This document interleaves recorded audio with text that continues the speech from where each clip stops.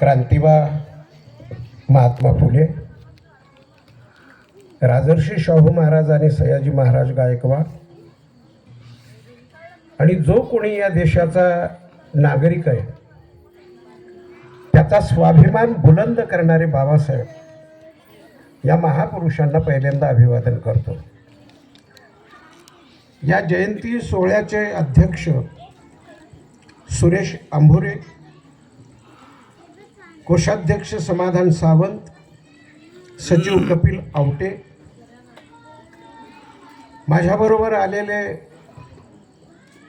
मराठीचे अभ्यासक डॉक्टर मोहन सौंदर्य, ज्यांचे मी उल्लेख करायला हवे, रामनाथ इथापे, आमचे मित्र आणि पोस्ट खात्याचे अधीक्षक सुरेश बनसोडे, आमचे मित्र ज्याला सामाजिक भान आहे असे राहुल सावंत, अनिल गणगे, अमोल काळे, गोविंद राख, दीपक आष्टेकर, सुखदेव दाभाडे, रामप्रसाद मापारी, खंडा गळेजी, मनोज राजपूत, कुलदीप भिवसाने, श्याम सरकटे, राहुल उंबासे आणि उपस्थित माता भगिनी आणि बंधूंनो, एक गोष्ट लक्षात ठेवली पाहिजे, म्हणजे कोणी तो वक्ता असो की श्रोता असो, महापुरुष हे कुठल्या जातीची प्रायव्हेट लिमिटेड कंपनी नसते। कुठलाही महापुरुष घ्या, डॉक्टर बाबासाहेब आंबेडकर आणि महात्मा फुले, मी नेहमी असं म्हणत असतो, हे डोक्याजींनी तर मला फार धर्मसंकटात टाकलं। त्यांनी मला विषय विचारला होता, मी म्हटलं तुम्ही कोणताही ठेवा। त्यांनी पत्रिका पाहिल्यानंतर माझ्या लक्षात आलं की किती मोठा आवाका त्यांनी दिलाय। महात्मा ज्योतिबा फुले व भारतरत्न डॉक्टर बाबासाहेब आंबेडकर यांची सामाजिक शैक्षणिक क्षेत्रातील योगदान प्रचंड असा व्यापक विषय आहे, चिमटीत नाही धरता येत, नाही का? पण महात्मा फुल्यांनी जे काही उत्थान केलं समाजाचं, मी नेहमी असं म्हणत असतो की महात्मा फुले हा आमच्या विचार विश्वाचा पाया आहे। आमच्या विचार विश्वाचा महात्मा फुले हा पाया आहे आणि बाबासाहेब आंबेडकर त्या विचार विश्वाची परिपूर्ती आहे। काय होतं चित्र? का वंदन करायचं महात्मा फुलेंना आणि बाबासाहेब आंबेडकरांना? मी आमच्या बौद्ध बांधवांना सांगत असतो की बाबासाहेब आंबेडकर यांचा काही तुम्ही 7-12 काढत जाऊ नका। या महापुरुषांनी मानव जातीसाठी काम केलेलं, एका विशिष्ट जातीसाठी किंवा विशिष्ट माणसांसाठी नाही। हजारो वर्षापासूनची जी एक परंपरा चालत आलेली होती, तुमच्यापैकी बहुतेक जण शिकलेले आहेत, किमान साक्षर आहेत। कोणती परंपरा होती ती? मनुस्मृती हा ग्रंथ तुम्हाला माहिती आहे, कायदा होता बरं का सुनीलजी? आपण फक्त मनुस्मृतीचाच उल्लेख करतो, एकूण 63 स्मृती आहेत धर्मग्रंथावर आधारित। या एकूण 63 स्मृत्यांपैकी सगळ्यात जास्त प्रभाव, इम्पॅक्ट हा मनुस्मृतीचा होता। या मनुस्मृतीनं जे जे निर्देश दिले त्या पद्धतीनं समाज चालत होता। मनुस्मृतीच्या 7व्या अध्यायातला एक श्लोक आहे,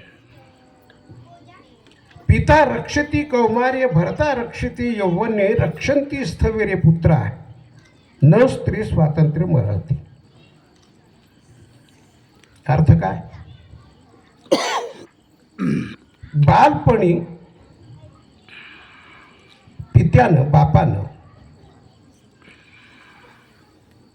लग्न झाल्यानंतर नवऱ्यानं आणि स्थविर अवस्थेत म्हणजे वृद्धापकाळात मुलानं तिचा सांभाळ करणं याच्या पलीकडं स्त्रीला स्वातंत्र्य नाही. किती वर्ष चालत आलं ते? 7,000 वर्ष चालत आलं. ही जी एक मानसिकता होती समाजाची, ही मानसिकता बदलविण्याचं काम महात्मा फुल्यांनी केलं. करुणीची गोष्ट आहे. महात्मा फुले आपल्याकडं प्रथा फार वाईट प्रथा होत्या. मला जिजाऊ यासाठी मोठी वाटते आणि शिवराय यासाठी मोठा वाटतो की छत्रपती शिवराय शहाजी राजे गेल्यानंतर म्हणजे त्या काळामध्ये प्रथा होती सती जाण्याची. का सती जायचं? नवरा गचकला. बरं, प्रथा अशा इतक्या वाईट होत्या की 10 वर्षाची मुलगी 90 वर्षाचा थेरडा यांची लग्न झालेली आहेत. 10 वर्षानंतर गचकायचा नव्हतो आणि मग तिनं आयुष्यभर वैधव्यात्तर काढायचं नसेल तर सती जायचं. नवऱ्याच्या चितेमध्ये उडी घ्यायची आणि स्वतःला संपून घ्यायचं. का घ्यायचं? पती परमेश्वर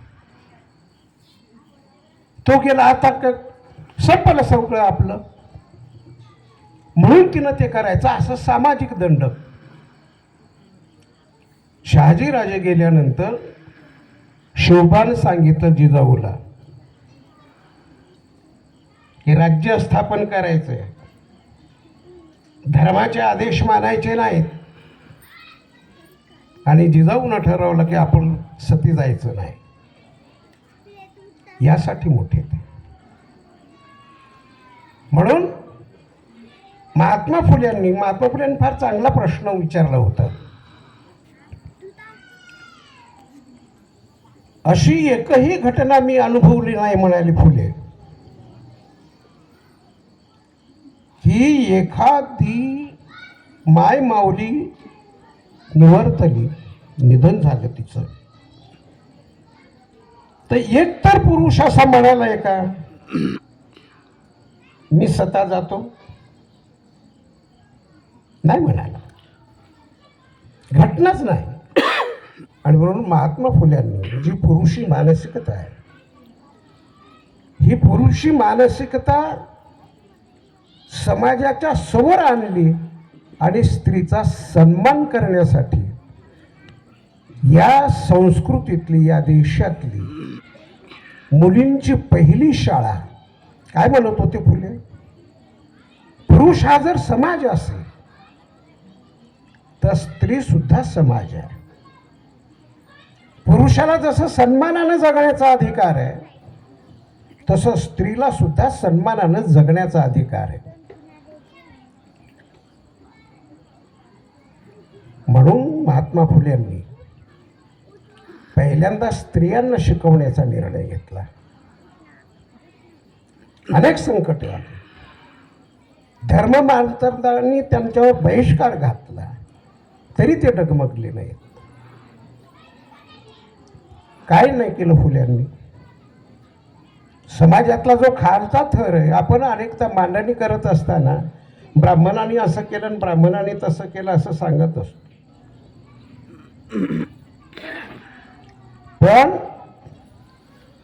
प्रत्येक जातीमध्ये महात्मा फुल्यांची आणि बाबासाहेबांची प्रेरणा घेऊन प्रत्येक जातीत समाज सुधारक निर्माण झालेले. 19व्या शतक हे महात्मा फुल्यांच्या आसाभोवती फिरत होतं. आणि म्हणून महात्मा फुल्यांची प्रेरणा घेऊन ब्राह्मण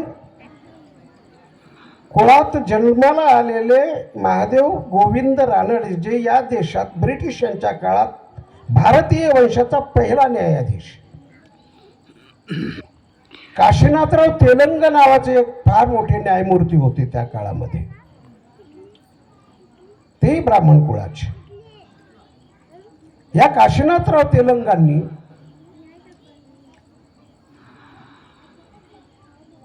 धर्म आणि रीती यांच्या भलाभलाविषयीचा विचार नावाचा एक ग्रंथ त्या काळामध्ये लिहिला होता, जो अतिशय मौलिक महत्वाचा असा मानला जातो.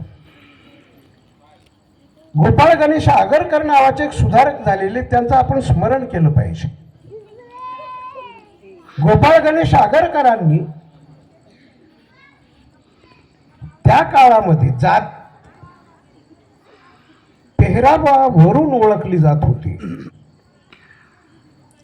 म्हणून आगरकरांनी आंबा पुरुषांचा पेहराव नावाचे 7 आग्रह लिहिले आणि त्या काळात प्रबोधन केलं. आणि आम्हा स्त्रियांचा पेहराव असे 7 आग्रह लिहून स्त्रियांचा सन्मान केला आणि त्यांचा स्वाभिमान बुलंद करण्याचा प्रयत्न केला. महात्मा फुले यांची प्रेरणा घेऊन हे घडत होतं. त्या काळामध्ये महात्मा फुल्यांच्या प्रयत्नानं सतीची चाल बंद झालेली 19व्या शतकात. हे फार मोठं काम आहे महात्मा फुल्यांचं. जसं शिक्षणाच्या क्षेत्रातलं त्यांचं काम आहे, तसं माणसाचा जो आत्मविश्वास आणि त्याचा स्वाभिमान बलवत्तर करणं हे महात्मा फुल्यांचं काम आहे. बाबासाहेब आंबेडकर आणि महात्मा फुले यांचं काय नातं आहे मी आपल्याला सांगितलं पाहिजे. मला याची जाणीव आहे. मला एक जातक कथा आठवली. तथागत बुद्धानं मानवी कल्याणाचं तत्वज्ञान दिलं. मानवी कल्याण, बुद्धाचा विचार हा काही एका विशिष्ट धर्माचा विचार नाही. आपण एकमेकांना जीव लावावा, करुणा ज्याला आपण म्हणतो, ही गोष्ट वाईट आहे का? नाही आहे. ती कुणासाठी मर्यादित आहे का? नाही आहे. समाजातला जो खालचा थर आहे, ज्यातला जगताच येत नाही, अशा माणसांना आपण जी मदत करतो ती करुणा आहे. म्हणून बुद्धाचा विचार हा मानवी कल्याणाचा आणि करुणेचा विचार आहे. त्यातली एक जातक कथा मला आठवली. तथागत बुद्धाला ज्ञान प्राप्त झाल्यानंतर काही भिक्खू बुद्धाकडे गेले आणि ते म्हणाले की तथागत, तुमचं तत्वज्ञान आम्ही लोकांना सांगतो पण लोक ऐकायला तयार नाहीत. बुद्ध म्हणाले पुन्हा जा. ते पुन्हा गेले तरी लोक ऐकायला तयार नाहीत. ते परत बुद्धाकडे आले. असं 4 वेळा झाल्यानंतर तथागत 5व्या वेळी तथागत बुद्ध म्हणाले, का ऐकत नाही? त्याचं कारण कळलं का तुला? तुम्हाला? ते म्हणाले नाही. आधी म्हणे त्यांना जीव घाल, खूप शांत झालं की ते तत्वज्ञान ऐकतील. तुम्हाला भूक लागली असेल कदाचित, हे लक्षात घेऊन काही सूत्र रूपानं मी आपल्यासमोर महात्मा फुले आणि बाबासाहेब सांगून थांबणार आहे. काय नातं आहे महात्मा फुले आणि बाबासाहेबांचं? कुठल्या जातीचे आहे? महात्मा फुले माळी. जात शोधायची का? की त्यांच्या मानवी कल्याणाचं काम शोधायचं? फुल्यांनी सिद्धांत दिले, जसं काम केलं तसं फुल्यांनी सिद्धांत दिले. फुले नेहमी एक शब्द प्रयोग करत असत, शूद्रातिशूद्र. हे शूद्रातिशूद्र कोण आहेत? डिफाईन करता येईल का आपल्याला? हे शूद्रातिशूद्र म्हणजे मराठा समाजापासून ते आदिवासींच्या पर्यंत शूद्रातिशूद्र एकच. सूत्र दिलं फुल्यांनी. हे सूत्र केंद्रावरती ठेवून बाबासाहेबांना असं वाटलं की आपण शोध घेतला पाहिजे. फुले जर शूद्र ते शूद्र म्हणत असतील मराठ्यापासून ते आदिवासींच्या पर्यंत, तर आपण शोध घेतला पाहिजे. म्हणून बाबासाहेब आंबेडकरांनी हू वेअर दी शूद्राज नावाचा ग्रंथ लिहिला. शूद्रपूर्वी कोण होते हे फुले आणि बाबासाहेबांचं नातं आहे. त्यांच्या जेव्हा लक्षात आलं की शूद्र म्हणजे अस्पृश्य वर्ग नाही, मग फुल्यांनी वापरलेला जो शब्द होता अतिशूद्र, त्याच्यावर लक्ष केंद्रित केलं आणि बाबासाहेबांनी अस्पृश्यपूर्वी कोण होते असा एक ग्रंथ लिहिला. मी हे यासाठी सांगतोय की या महापुरुषांनी समाज एक संध राहावा, एक जीव राहावा, याच्यासाठी जे काही तत्वज्ञान दिलं ते तत्वज्ञान आपल्याला नीट समजून घेता आलं पाहिजे. कसं काय? या ग्रंथामध्ये अस्पृश्यपूर्वी कोण होते या ग्रंथामध्ये बाबासाहेब आंबेडकरांनी ब्रोकन मेन सोसायटी नावाचा एक सिद्धांत मांडलाय. तो सिद्धांत मी तुम्हाला सांगितला पाहिजे. आणि बाबासाहेबांच्या एक दोन सामाजिक अशा उत्थानाच्या बाबी सांगून मी थांबणार आहे. उशीर खूप झाला. मी खरं तर तुमची क्षमा मागितली पाहिजे, कारण सुनीलजी मला असं म्हणाले होते की आपण 7:30 पर्यंत या आणि आपण 7:45 सुरू करूया. मला असं वाटलं की अनेक ठिकाणच्या समारंभाला उशीर होत असतो आणि उशीर जरी झालेला असला तरी मी वेळेवर जात असतो. मला असं वाटलं की थोडासा उशीर होईल म्हणून थोडासा उशिरा मी आलो. मी तुमची सगळ्यांची क्षमा मागतो. मी सांगत होतो ते हे आहे की बाबासाहेब आंबेडकरांनी हू वेअर दी अनटचेबल या ग्रंथामध्ये ब्रोकन मेन सोसायटी नावाचा सिद्धांत मांडलेला आहे. आणि हा सिद्धांत मांडताना त्यांनी सूत्र रूपानं असं सांगितलं की जे आर्यांच्याकडनं अनार्य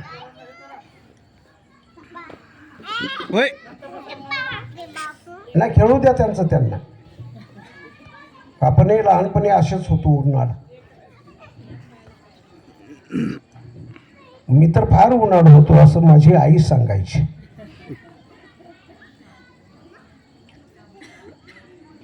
बाबासाहेबांनी सिद्धांत रूपामध्ये सूत्र रूपानं असं सांगितलं की जे अनार्य या देशातले मूळचे रहिवासी, ज्याला अनार्य म्हटलं जाईल, आधी द्रविड म्हटलं जाईल, द्रविड म्हटलं जाईल किंवा नागवंशीय म्हटलं जाईल किंवा दस्यू, हा जो वर्ग होता हा वर्ग आर्यांच्याकडनं पराभूत झाल्यानंतर एकाच वंशाचे भाऊ भाऊ असलेले त्यांच्यामध्ये 3 गट पडले. हा सिद्धांत तो नीट आपण समजून घेतला पाहिजे. जे आर्यांना शरण गेले ते आर्यांच्या आसपास राहायला लागले. साधी गोष्ट आहे. सुनील डोकेंनी मला जिंकून घेतलं आणि मी सुनील डोक्यांनी माझा केलेला पराभव मी मान्य केला, गुलामी मान्य केली. तर सुनील डोके काय म्हणतील? चांगला गुलाम आहे. बरोबर आहे. समजा मी असं म्हणालो की ही भूमी माझी आहे, या भूमीचा मी मूळ मालक आहे, आर्यांनी केलेला पराभव मला मान्य नाही, नाकारतो पराभव,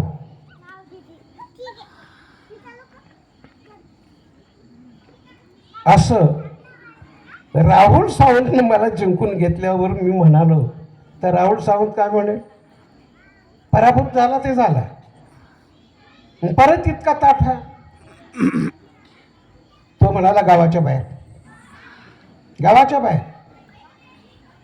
आणि बाबासाहेबांनी हा सिद्धांत सांगताना जो 3रा गट आहे, एकाच वंशाचे भाऊ भाऊ आहेत, 3रा गट, बाबासाहेबांनी फार सुंदर वाक्य त्याच्यासाठी लिहिलंय, we should have salute to them. आपण त्यांना सॅल्यूटच केला पाहिजे.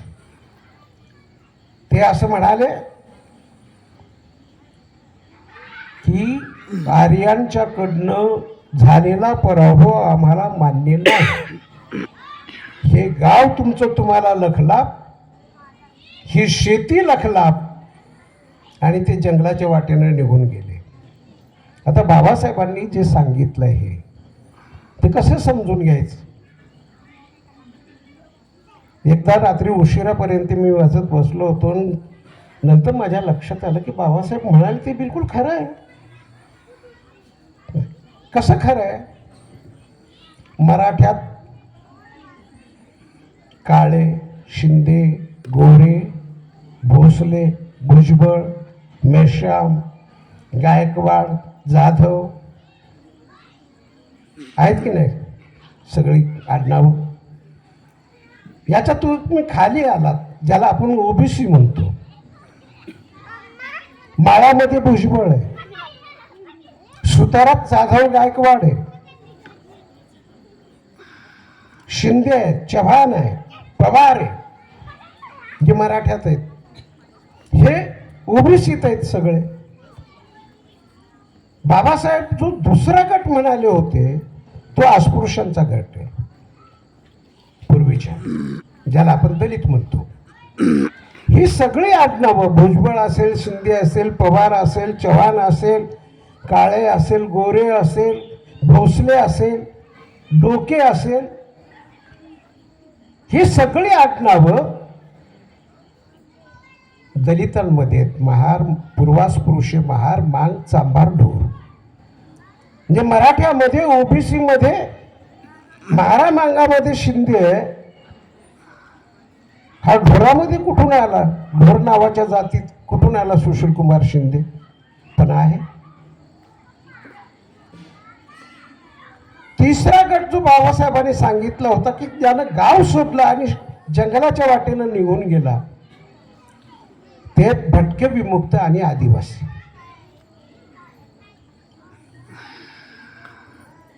म्हणजे फाशी पारद्यामध्ये काळे आहे, मराठ्यामध्ये जसा माने आहे, ओबीसीत माने आहे, तसा कैकाड्यामध्ये माने आहे, लक्ष्मण माने, जाधव आहे, गायकवाड आहे. ही सगळी आडनावं आहेत भटक्या विमुक्ताच्या 43 जातींमध्ये. अगदी इतकं की जंगलाच्या मुखाशी असलेला किंवा गावापासून तुटत राहत असलेला जो बंजारा समाज आहे, म्हणजे मराठामध्ये जर जाधव, चव्हाण, पवार, गायकवाड, ही सगळी आडनावं आपल्याला बंजारामध्ये दिसतील. कुठून आली सगळी? इतकं की ज्याला आपण आदिवासी म्हणतो त्या गोंडामध्ये मेश्राम आहे. इकडं मराठ्यात मेश्राम आहे, महार, मांग, चांभार सगळ्या मेश्राम आहे. तिकडं आदिवाशांच्या मधला गोंडात मेश्राम आहे, परधानात मेश्राम आहे. याचा अर्थ असा आहे की बाबासाहेब जे म्हणत होते हे सगळे एकाच वंशाचे, एकच भाऊ असलेले लोक आहेत. एक गोष्ट मी सांगितली पाहिजे तुम्हाला. बाबासाहेब आंबेडकरांचं जे सांस्कृतिक संचित होतं, फुल्यांचं आणि बाबासाहेबांचं, ते सांस्कृतिक संचिताचं त्यांना फार छान भान होतं दोघांना. महाडचा सत्याग्रह आपण सगळे सांगतो, पण महाडचा सत्याग्रह त्याची कुळकथाच आपल्याला माहिती नाही. काय झालं होतं? ब्रिटिश किती खराब होते याच्याविषयी मी बोलत नाही, पण ब्रिटिश शुद्धीवर होते. ब्रिटिश जर भारतात नसते ना तर आपल्याकडं डलहौसी नावाचा जो व्हॉइसरॉय होता त्याच्या काळामध्ये 1860ला आपल्याकडे रेल्वे आली. बरं का बनसोडे साहेब, तुमचं पोस्ट खातं डलहौसीनं 1860ला सुरू केलं भारतात. तार खातं सुरू केलं. डल हौशीनं दुसरी एक गोष्ट केली, जाता जाता सहज सुचलं म्हणून सांगतो तुम्हाला. डल हौशीनं विधान परिषद अस्तित्वात आणली 1862ला. कोण होते या विधान परिषदेचे सदस्य? आर.जी. भांडारकर होते. भांडारकर इन्स्टिट्यूट जी चर्चेली जाते पुण्याची, ते आर.जी. भांडारकर फार मोठे संशोधक होते. ते होते. गोपाळ हरी देशमुख लोकहितवादी म्हणायचे त्यांना, ते होते. ते ब्राह्मण कुळाचे.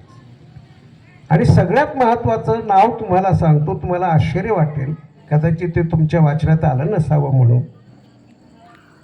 लोकमान्य टिळक हे या विधान परिषदेच्या, ब्रिटिशांच्या विधान परिषदेचे सदस्य होते.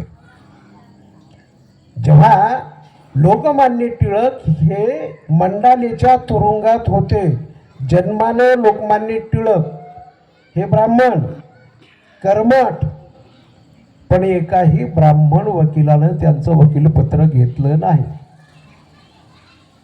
एकाही वकीलपत्र घेतलं कोणी? मोहम्मद अली जिना यांनी वकीलपत्र घेतलं आणि ब्रिटिशांच्याच कोर्टात सांगितलं की लोकमान्य टिळक हे तुमच्या विधान परिषदेचे सदस्य आहेत, तुमच्या विधान परिषदेचे ते सदस्य असतील तर ते देशद्रोही कसे ठरवू शकता आणि देशद्रोहाच्या गुन्ह्याखाली तुम्ही अटक कसं करू शकता. जिनाने केला युक्तिवाद आणि टिळक बाहेर आले. ही अतिशय महत्वाच्या या घटना आहेत. मी सांगत होतो तुम्हाला ते हे की 1921ला म्हणजे 1862ला जसं विधान परिषद, तसं 1921ला या देशातलं पहिलं विधान मंडळ, ज्याला आपण विधानसभा आणि विधान परिषद म्हणतो, ते 1921ला ब्रिटिशांनी सुरू केलं भारतात. या बॉम्बे लेजिस्लेटिव्ह काउन्सिल असं त्याला म्हणतात. या बॉम्बे लेजिस्लेटिव्ह काउन्सिल यात बाबासाहेब आंबेडकर सुद्धा हे सदस्य होते. मजेशीर घटना आहे. ब्राह्मणेतर चळवळीचे खूप मोठे नेते होते भास्करराव जाधव, ब्राह्मणेतर चळवळीचे. या भास्करराव जाधवांनी 1921ला रामायणावर नवा प्रकाश नावाचं पुस्तक लिहिलेलं होतं आणि त्याच्यावर बंदी आली. त्याचं वकीलपत्र बाबासाहेबांनी घेतलं आणि ती बंदी उठवली. बाबासाहेबांनी एकूण 97 केसेस लढवल्या. त्यात फक्त एक केस ती हारलेली आहेत. वेळ असता तर तपशिलाने सांगता आलं असतं मला. माझा मुद्दा वेगळा आहे थोडासा. या विधानमंडळामध्ये बाबासाहेब आंबेडकरांची एक स्टाईल होती की ते बिल लिहून द्यायचे, कुणाच्या ना कुणाच्या हातात ठेवायचे आणि सांगायचे मांड बिल. बिल मांडल्या गेल्यानंतर त्या बिलाच्या बाजूनं बाबासाहेब अतिशय प्रभावी बोलायचे आणि ते बिल पास करून घ्यायचे. ब्रिटिशांनी असं त्यांना सांगितलं होतं, इंग्रजांनी, की तुम्ही मंत्रिमंडळात आहे. बाबासाहेब म्हणाले माझ्याऐवजी तुम्ही ब्राह्मणेतर चळवळीचे जे नेते आहेत भास्करराव जाधव त्यांना मंत्रिमंडळात घ्या. व्हाईसराय म्हणाले नियुक्तीच्या जागा संपलेल्या आहेत, भास्कररावांना मंत्री करू पण निवडून आलं पाहिजे. बाबासाहेब म्हणाले मी निवडून आणतो. भास्करराव जाधव जन्मानं मराठा. व्हाईसरायांनी विचारलं बाबासाहेबांनी कसं निवडून आणणार. बाबासाहेब म्हणाले माझ्याकडे 137 मतं आहेत. काय बाबासाहेब आणि फुले समजून घेताना गफलती खूप होतात आपल्या. काय मोठेपण आहे बाबासाहेबांचं. 1921च्या काळात ते 1937ला ज्या निवडणुका झाल्या तिथपर्यंतही अरे मामा कार्यक्रमामध्ये सगळ्यांना मतदानाचा अधिकार नव्हता. हॅलो, जो 4थी पास किंवा जो टॅक्स भरतो त्यालाच मतदानाचा अधिकार होता. बाबासाहेबांचं मोठेपण काय आहे, एका फटक्यात त्यांनी या देशातला जो कोणी नागरिक असेल प्रौढ, त्या प्रत्येकाला मतदानाचा अधिकार आहे. तुम्हाला आहे की नाही सगळ्यांना? ही बाबासाहेबांची देण आहे.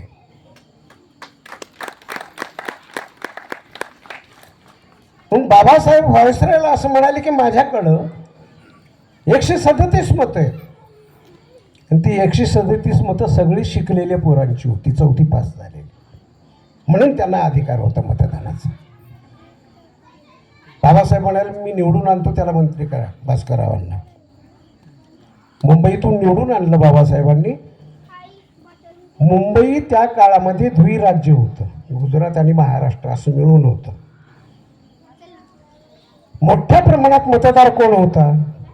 तो गुजराती होता, व्यापारी, टॅक्स भरणारा. बाबासाहेबांनी जे 867 मतं होती यांची, गुजरात्यांची, व्यापाऱ्यांची, त्यातली 500 मतं बाबासाहेबांनी फोडली. प्रत्येकाच्या घरी जाऊन भास्करराव निवडून येणं कसं आवश्यक आहे, हे नातं आहे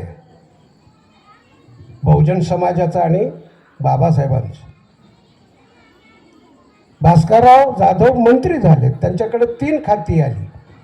जलसंपदा आलं, जलनियोजन, समाज कल्याण आलं, आणि महसूल आणि शिक्षण, एज्युकेशन. भास्करराव मंत्री झाल्याबरोबर बाबासाहेब आंबेडकरांनी एक बिल आणलं. बिल काय होतं की या देशातली कुठली साधन संपत्ती असो सार्वजनिक, ती झाडं असतील, पाणी असेल, नैसर्गिक साधन संपत्ती असेल, त्याला स्पर्श करण्यापासून कुणालाही प्रतिबंध करता येणार नाही. ते बिल सी.के. भोले नावाचे चांभार समाजाचे आमदार होते विधानमंडळात. म्हातारे दोस्त होते, पण बाबासाहेबांचं नेतृत्व मान्य केलं करणारे होते. बाबासाहेबांच्यापेक्षा खूप वयानं खूप मोठे होते.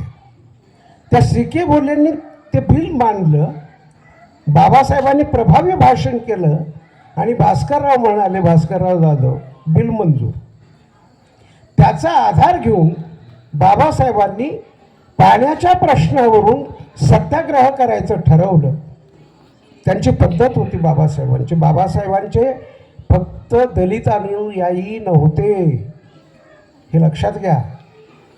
सुरुवातीपासून आज आपण सोशल इंजिनिअरिंगची गोष्ट करतो, बाबासाहेबांचे असंख्य ब्राह्मण अनुयायी होते, असंख्य मराठा होते, असंख्य ओबीसी होते, ख्रिश्चन होते, मुस्लिम होते, आदिवासी होते, भटके विमुक्त होते.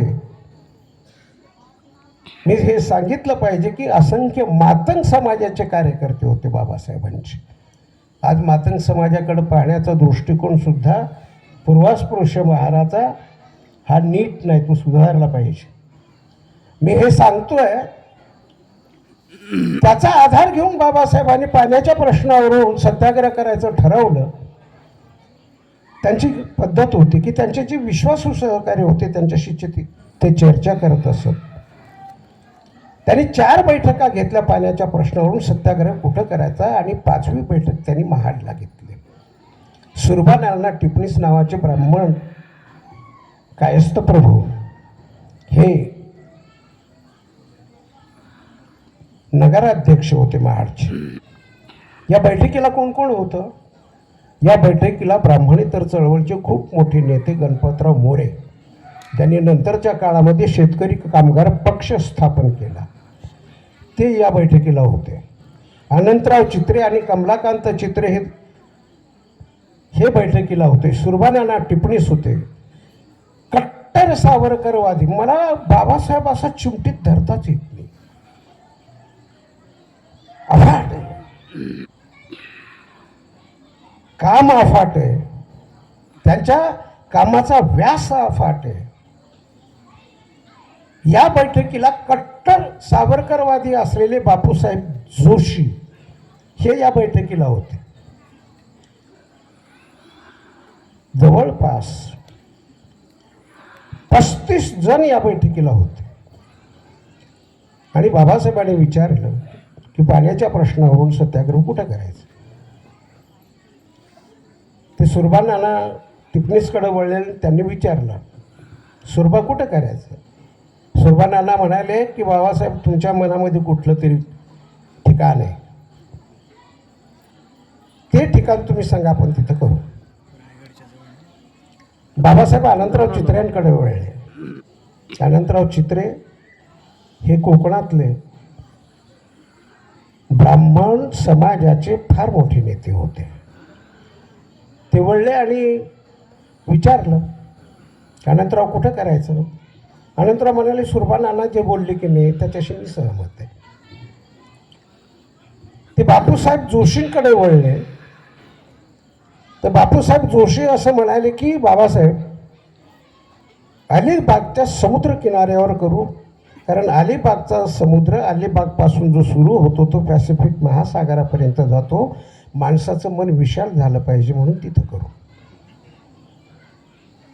एक जण असं म्हणाला की आपण गणपतीपुळेच्या समुद्र किनाऱ्यावर करू, कारण गणपतीपुळेचा जो समुद्र किनारा आहे तो नितळ आणि स्वच्छ, काठावर उभं राहिलं की स्वतःची प्रतिमा सुद्धा दिसते. माणसाचं मन स्वच्छ आणि नितळ असलं पाहिजे. एक जण छद्मीपणानं म्हणाला, जरा सवादकर म्हणून होते, ते असं म्हणाले की आपण रत्नागिरीला करू सावरकरांच्या नाकावर टिचून, कारण सावरकर त्यावेळी पतितपावन मंदिर अस्पृश्यांसाठी उभं करत होते. पुन्हा बाबासाहेब कमलाकांत चित्रेकडे वळले आणि कमलाकांत चित्र्यांना विचारलं की कमलाकांत कुठं करायचं सत्याग्रह. कमलाकांत चित्रे असं म्हणाले की बाबासाहेब जी चर्चा आहे की नाही, तुमच्या मनातलं ठिकाण फक्त सांगा तुम्ही. असं जेव्हा कमलाकांत चित्रे म्हणाले तेव्हा बाबासाहेबांनी अनंतराव चित्रेंकडे ते वळले ना. अनंतराव चित्र्यांना बाबासाहेबांनी विचारलं की अनंतराव इथून रायगड किती अंतर आहे. सांस्कृतिक संचित जे मी तुम्हाला म्हणतो ना, इथून रायगड किती अंतर आहे. अनंतराव चित्रे असं म्हणाले की बाबासाहेब चौदार तळ्याच्या पाळूवर म्हणजे किनाऱ्यावर पाळूवर उभं राहिलं की रायगडाचं टोक दिसतं. बाबासाहेबांचं वाक्य हा वृत्तांत गणपतराव मोरेंनी लिहून काढलेला होता राष्ट्रवेद नावाच्या त्यांच्या साप्ताहिकात. रात्री उशिरापर्यंत मी जेव्हा वाचत बसलो होतो त्यावेळी बाबासाहेबांचं वाक्य ऐकलं आणि अंगावर काटाच आला माझ्या. शंकरराव मोरे हा वृत्तांत लिहिताना असं म्हटलं की जेव्हा अनंतराव चित्रे असं बोलले तेव्हा बाबासाहेब म्हणाले बास, माझ्या शिवरायाचा विधान बघा, माझ्या शिवरायाचा संस्कृतीच्या ठेकेदारांनी जिथं अपमान केला त्या रायगडाच्या पायथ्याशी असलेल्या महाडच्या चौदार तळ्यावरच आपण सत्याग्रह करू. हे नातं आहे. आणि म्हणून बाबासाहेब सांगताना बाबासाहेबांच्या कर्तृत्वाचा, विचारांचा व्यास आपल्याला मांडता आला पाहिजे, लांबी रुंदी मांडता आली पाहिजे. महात्मा फुले मांडताना त्याची लांबी रुंदी आपल्याला मांडता आली पाहिजे. महात्मा फुले हे जर झाले नसते कदाचित तर भारतामध्ये सामाजिक सुधारणा झाल्या नसत्या. मांडणी करताना अनेकदा आपण ब्राह्मणांना ठोकत राहतो. कशासाठी ठोकत राहतो. हे ब्राह्मणांचे विरोधक होते का दोघेही. नाही. महात्मा फुल्यांनी तर विधवा ब्राह्मण असलेल्या काशीबाईचा मुलगा यशवंत, महात्मा फुले निपुत्रिक होते सावित्रीबाई महात्मा फुले, पण महात्मा फुलेंनी विधवा असलेल्या पण विधवा झाल्यानंतर तिला मूल झालेलं जे होतं यशवंत, त्या ब्राह्मण कुळात जन्माला आलेल्या काशीबाईचा पुत्र मुलगा महात्मा फुल्यांनी दत्तक घेतलेला होता. ते ब्राह्मणांचे विरोधक होते ना. फक्त एक संदर्भ देतो आणि थांबतो. मी यासाठी की जसा पुरुष हा समाज आहे तसा स्त्री ही समाज आहे, अशी जी मांडणी फुले करत होते आणि त्या मांडणीचा शिष्य म्हणून फुले हे गुरु बाबासाहेबांचे. म्हणजे फुले गेल्यानंतर बाबासाहेब 3.5 महिन्यानंतर जन्माला आलेले आहेत, पण नातं विचारांचं असतं, रक्ताचं नसतं. बाबासाहेब आंबेडकरांनी फुल्यांनी जे काम केलं स्त्रियांच्या उत्थापनाचं, उद्धाराचं, कल्याणाचं, ते लक्षात घेऊन बाबासाहेब आंबेडकरांनी हिंदू कोड बिल लिहिलंय. आज भारतीय राज्यघटनेच्या आधारानं स्त्री जी स्वाभिमानानं उभी आहे, त्याला संपत्तीचा अधिकार आहे. पूर्वी आता हे बाबा इथं बसलेत, यांच्या पिढीचं वैशिष्ट्य असं होतं की ती माय माऊली म्हणायची. 3 लेकरं झाले बाई, पण त्यांचं तोंड नाही बघितलं, अधिकारच नव्हता. बाबासाहेब आंबेडकरांनी कोणता मुलगा मला पसंत आहे हे सांगण्याचा अधिकार बाबासाहेबांनी हिंदू कोड बिलात मुलीला दिलाय. संपत्तीचा अधिकार बाबासाहेबांनी स्त्रीला दिलाय. ती लग्न करून जरी गेलेली असली सासरी तरी ती मायबापाच्या संपत्तीमध्ये वाटा मागू शकते. ही ताकद फुल्यांनी स्वाभिमान बलवत्तर केला आणि बाबासाहेब आंबेडकरांनी स्त्रियांना मानवतेचे सगळे अधिकार प्रदान केले. हे नातं आहे या दोघांमधलं. म्हणून डोके तुम्हाला जे सुचलं फुले बाबासाहेब, ही फार चांगली गोष्ट तुम्ही केली. खूप उशीर झालेला आहे तरी तुम्ही शांतपणे मला ऐकून घेतलं. किती सहनशील आहात. तुमच्या सहनशीलतेला अभिवादन करतो. आणि डोके सर यांनी मला पाचारण केलं, आपल्याशी संवाद साधण्याची संधी मला त्यांनी प्राप्त करून दिली. त्याबद्दल संयोजन समितीचे डोके सरांचे आणि तुम्हा सगळ्यांचे अंतःकरणपूर्वक ऋण मी मानतो, आभार मानतो. आणि शांतपणे ऐकून घेतल्याबद्दल आपल्याविषयीची कृतज्ञतेची भावना व्यक्त करतो आणि थांबतो. धन्यवाद. जय भीम. धन्यवाद सर. महात्मा ज्योतिराव फुले यांचं सामाजिक कार्य आणि डॉक्टर बाबासाहेब आंबेडकर यांचं मौलिक भाष्य आपण इथे केलेलं आहे.